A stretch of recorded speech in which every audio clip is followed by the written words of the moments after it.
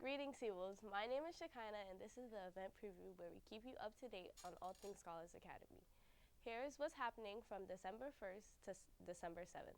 On Monday, December 2nd, and Wednesday, December 4th, our 8th graders will be going on a trip to the Tenement Museum. December 4th, there will also be a trip for select high school students to watch Stuffs on Broadway from 4 p.m. to 11 p.m. Thursday, December 5th, there will be band rehearsals from 2:50 to 4:50 p.m. in room 145. Friday, December 6th will be a student government-sponsored dress-down day. Be sure to abide by all dress code guidelines and to enjoy your day. Saturday, December 7th, the Little North Pole event will be held from 3 o'clock to 5 p.m.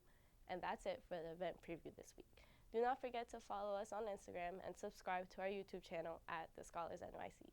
My name is Shekinah, and I'll see you next time.